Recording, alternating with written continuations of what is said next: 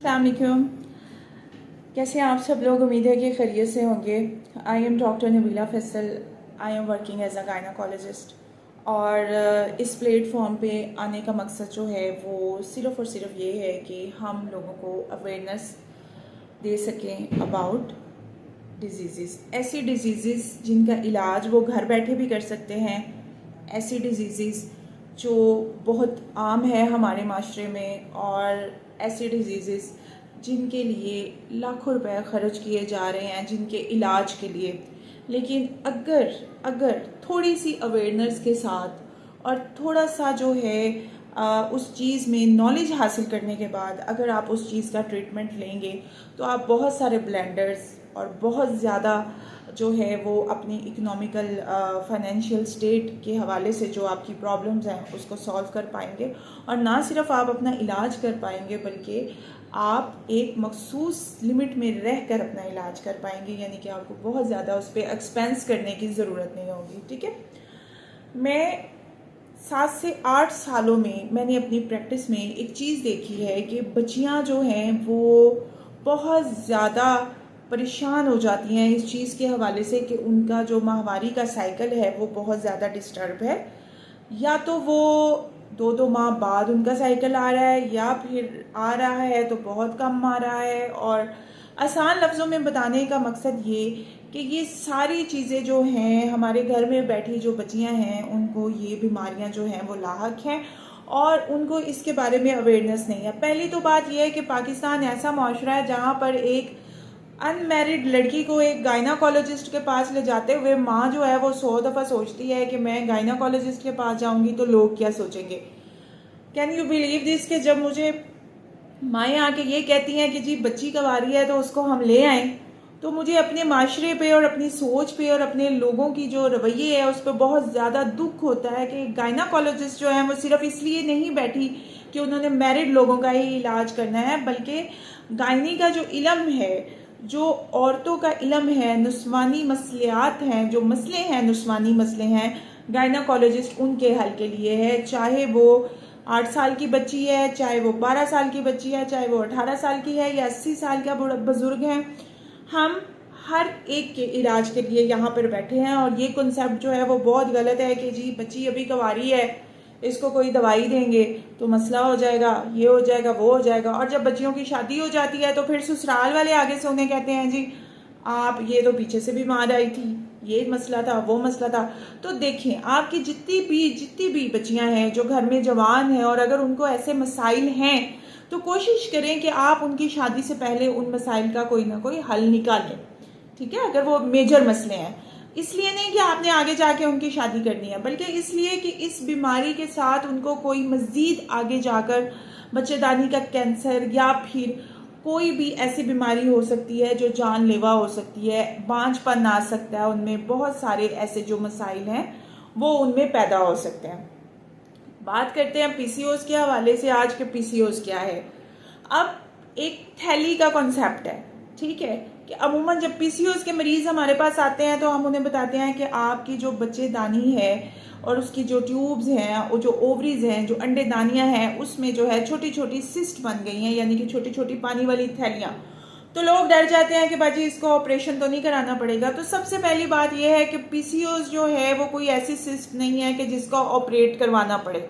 ये कोई बैक्टीरियल या वायरल इन्फेक्शन नहीं है, या ये फिर कोई इस तरह की अक्यूमुलेटेड चीज़ नहीं है कि जिसका आपको ऑपरेशन करवाना पड़े। ठीक है, पीसीओएस जो है वो पेनफुल होता है, कभी कभी बहुत ज़्यादा और कभी कभी बहुत कम, लेकिन पीसीओएस का इलाज जो है वो दवाइयों से मुमकिन है और इसको दवाइयों से ही रिवर्स किया जाता है।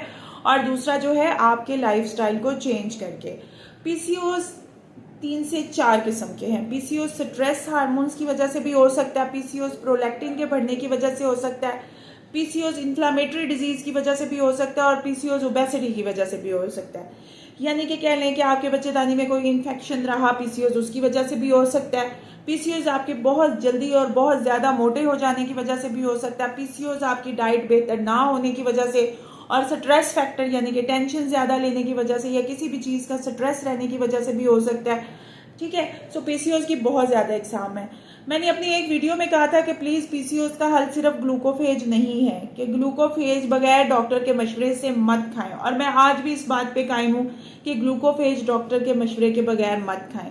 अगर पीसीओएस आपका इस लेवल का है कि आपको मेंसेस रेगुलर आ रहे हैं लेकिन आपकी ओवरीज जो है उनका साइज बड़ा है और आपको स्कैंटी मेंसेस आ रहे हैं, यानी कि आपका जो मेंसेस का फ्लो है वो बहुत कम है, 1 से 2 दिन, तो काइंडली अपने आप को देखें कहीं आप मोटी तो नहीं है बहुत ज़्यादा, अपने बीएमआई से मोटी तो नहीं है, अपने कद के हिसाब से आपका वजन ज़्यादा तो नहीं है, या फिर आपकी डाइट में फास्ट फूड, कार्बोहाइड्रेट या इस तरह की चीज़ें ज़्यादा तो नहीं है जिससे आपको इंसुलिन रेजिस्टेंस पैदा हो रही है, ठीक है, जिससे आप जो भी खा पी रही हैं वो सारी जो एक्यूमुलेशन है वो फैट बन रही है, ठीक है। और या ये देखें कि आप कहीं अपनी फिजिकल एक्टिविटी से ज़्यादा तो नहीं खा रही, यानी कि आप काम थोड़ा कर रही हैं और खा ज़्यादा रही हैं।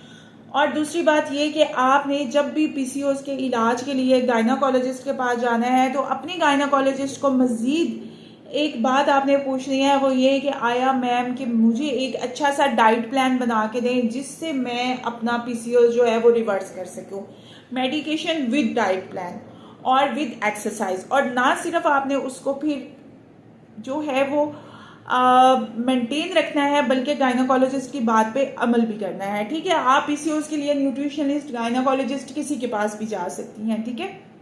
हमारे पास बहुत से पेशेंट्स हैं जो कि एक मोटिवेशन के साथ आते हैं कि हमने अपने पीसीओएस को रिवर्स करना है। अब पीसीओएस के लिए सबसे पहले जो मैं आपको डाइट बताने लगी हूँ उसमें जो चीज़ें आपने सबसे पहले छोड़नी है हम उस पर बात करेंगे। अब दूसरी बात यह है कि पीसीओएस से होता क्या क्या है। पीसीओएस से आपको पांचपन हो सकता है, पीसीओएस से आपके मेंसेस रुक सकते हैं, पीसीओएस से आपका मोटापा हो सकता है, पीसीओएस से आपके चेहरे पे इस हिस्से पे बाल आ सकते हैं, आपको एक्नी हो सकती है, acne vulgaris is called, acne vulgaris के मुंह पे बड़े बुरे बुरे निशान पड़ जाते हैं और बहुत बड़ी बड़ी एक्नी हो जाती है, यानी कि लाइक दाने, बहुत ज़्यादा दाने बन जाते हैं बच्चियों के, बच्चियां बहुत ज़्यादा मोटी हो जाती हैं। इसके अलावा बच्चियों के जो हैं वो मूड स्विंग होने शुरू हो जाते हैं, चिड़चिड़ी रहती हैं, गुस्सा आता है, हाइपरटेंसिव हो जाती हैं, और जो है वो और at the end of stage के बच्चियों को शुगर भी हो सकती है पीसीओएस की वजह से। अब दूसरी बात क्या है कि हमने जो चीज़ें छोड़नी है, सबसे पहले मैं आपको वो बताऊंगी। सबसे पहले जब आपको लग रहा है कि आप मोटी हो रही हैं और आपका साइकिल कम हो रहा है तो सबसे पहले आपने जो अपनी डाइट में से फास्ट फूड निकाल देना है, बेकरी आइटम्स निकाल देनी है। बेकरी आइटम्स में सब कुछ जो घर में मामूली सी चीज़ें भी है ना, लाइक जिस तरह रस है, केक रस हैं, फ्रूट केक्स हैं, बिस्किट्स हैं, जो बच्चियां जो आम मिकदार में थोड़ा बहुत खा लेती हैं, आपने वो भी नहीं खाने। आपने चावल छोड़ने हैं, सबसे पहले चावल छोड़ने हैं, कोल्ड ड्रिंक्स छोड़नी है, बेकरी प्रोडक्ट्स छोड़नी है, फास्ट फूड छोड़ना है, ठीक है। उसके बाद आपने सुबह शाम जो है वो 30 मिनट से वॉक स्टार्ट करनी है, सुबह शाम 30 मिनट्स की वॉक करनी है। नेट पे आप कोई भी एक्सरसाइज निकाल सकते हैं, ठीक है, जो पीसीओएस से रिलेटेड हो। आप वो लेट के भी कर सकते हैं, खड़े होके भी कर सकते हैं, बैठ के भी कर सकते हैं, किसी भी टाइम आप वो एक्सरसाइज कर सकते हैं। अपने डाइट प्लान को आपने जो है वो एक मखसूस कर लेना है अपनी अफोर्डेबिलिटी के मुताबिक। मैं आपको ये बताना चाह रही हूँ कि आपने चावल नहीं खाने, आपने रोटी कम से कम खानी है। कोशिश करें, अगर आप बेयर कर सकते हैं, रोटी की जगह आपको कोई और चीज़ मिल सकती है, लाइक आपने फ्रूट्स और वेजिटेबल्स का इस्तेमाल ज़्यादा करना है, सोर्स ऑफ प्लांट्स जो हैं उसका इस्तेमाल ज़्यादा करना है, और सोर्स ऑफ एनिमल्स जो हैं उसका इस्तेमाल कम करना है, यानी कि आपने डेयरी प्रोडक्ट्स नहीं खानी, आपने जो है वो बड़ा गोश्त नहीं खाना, ठीक है, इस तरह की चीज़ें आपने कम खानी है। Protein, as a protein diet के तौर पर आप अपने सैलेड में चिकन वगैरह शामिल कर सकते हैं, ठीक है। आप कोई दाल का सूप ले सकते हैं, लेकिन वो आपने देखना है कि अगर आपके जिस्म में बहुत ज़्यादा मोटापा नहीं है या एक्सेसिव दर्द नहीं है या यूरिक एसिड नहीं बढ़ा हुआ तो आप इस डाइट प्लान को जो है वो फॉलो कर सकते हैं। 3 महीने घर में ये चीज़ें करके देखें। इन केस कि आपका शुगर लेवल जो है वो 170 से ऊपर नहीं जा रहा या 150 से ऊपर नहीं जा रहा। अगर बच्चियां जो देख रही हैं कि हमारी टांगों में दर्द होती है खाना खाने के बाद, या हम खाना खाने के बाद हमारा दिल बोझल हो जाता है, या फिर हम जो है वो उठ नहीं पाते खाना खाने के बाद, हमें बहुत ज़्यादा सुस्ती हो रही है, तो वो 3 दिन अपना ग्लूकोज लेवल जो है खाने से पहले और खाने के बाद चेक करें। अगर वो प्री डायबिटिक हैं और उनका वेट बहुत ज़्यादा हो गया है, या वो डायबिटिक हो चुकी हैं, 170 से ऊपर जा रही हैं, या वो प्री डायबिटिक हो चुकी हैं। प्री डायबिटिक यानी कि उनकी जो शुगर रेंज है वो 150 से 170 के दरमियान आ रही है और उन्हें बहुत ज़्यादा क्रेविंग हो रही है, देन वो ग्लूकोफेज रात को 500 mg जो है वो रात को खा सकती हैं विद मील। बिल्कुल आपने इस तरह नहीं खाना कि सुबह भी ग्लूकोफेज खा रही हैं, शाम को भी ग्लूकोफेज खा रही हैं। ग्लूकोफेज जो है वो हमारे अंदर एक विटामिन्स की कमी कर देता है B12, जिससे हमें बहुत ज़्यादा जो है वो नुकसान होता है। हमें मसल क्रैपिंग शुरू हो जाती है, हमें पेन शुरू हो जाती है, इस तरह से और भी बहुत ज़्यादा जो है वो मसाइल हैं। इसके अलावा अगर आपकी गायनाकोलॉजिस्ट आपकी अल्ट्रासाउंड के बाद आपको कह रही है कि आपको ग्लूकोफेज की ज़रूरत है, वो एक अंडर लिमिट के अंदर दे रही हैं, तो वो आपको ये ज़रूर कहेंगे कि अगर इस गोली के साथ आपको कोई मसला होता है तो आप जो है हमसे दोबारा कंसर्न कर सकती हैं, ठीक है। और मैं अपने पेशेंट्स, जितने भी इनफर्टिलिटी के पेशेंट्स मेरे पास आते हैं, अल्हम्दुलिल्लाह बहुत दूर दूर से अपॉइंटमेंट्स लेके मरीज हमारे पास आते हैं, और हम किसी को भी IVF ट्रीटमेंट पे नहीं जाने देते। अल्हम्दुलिल्लाह सब कंसीव करते हैं। किसी ना किसी रीज़न से भी अगर उन्हें PCOS है या कोई भी मसला है, हम उसका हल निकालते हैं। और अगर इस चीज़ को देखा जाए तो अगर ग्लूकोफेज आपको प्रॉब्लम कर रही है, तो मैं जिस बंदे को भी ग्लूकोफेज, जिस भी औरत को ग्लूकोफेज लिख के देती हूँ, उसे सबसे पहले बताती हूँ कि अगर तुम अपनी डाइट में से रोटी चावल निकाल कर अपनी डाइट में फ्रूट्स और वेजिटेबल्स को शामिल करोगी तो तुम्हें ग्लूकोफेज की ज़रूरत नहीं पड़ेगी। अगर जितनी कैलोरीज तुम्हें 2000 कैलोरीज चाहिए तो तुम 1300 कैलोरीज या 1400 कैलोरीज पे गुजारा करोगी तो तुम्हें ग्लूकोफेज की ज़रूरत नहीं पड़ेगी। अगर तुम दिन में 16 घंटे भूखी रहकर कोई चाय, कॉफ़ी या फिर पानी पे गुजारा कर सकती हो और 8 घंटे खा के और ऐसी चीज़ें खा के जिस तरह से मैंने तुम्हें बताई हैं, तो तुम्हें ग्लूकोफेज की ज़रूरत नहीं पड़ेगी। आहिस्ता आहिस्ता आपका वेट जो है वो अपने आप रिड्यूस होना शुरू हो जाएगा, आपके इंचेस कम होना शुरू हो जाएंगे और आपको इससे बहुत ज़्यादा फ़ायदा हो जाएगा। मेरा एक एक्सपीरियंस है जो मैं आप लोगों के साथ शेयर करना चाहूँगी कि मेरे पास जितनी भी पेशेंट्स आती हैं, उनमें से जो यंग गर्ल्स होती हैं वो बहुत अच्छे तरीके से अपना PCOS रिवर्स कर लेती हैं। विद इन 6 to 18 मंथ्स उनका PCOS जो है मुकम्मल तौर पे रिवर्स हो जाता है। अगर आप किसी गायनाकोलॉजिस्ट के पास जा रही हैं और वो कह रही है कि मैं 3 माह में आपका PCOS रिवर्स कर दूंगी, तो इट्स नॉट अ ट्रू।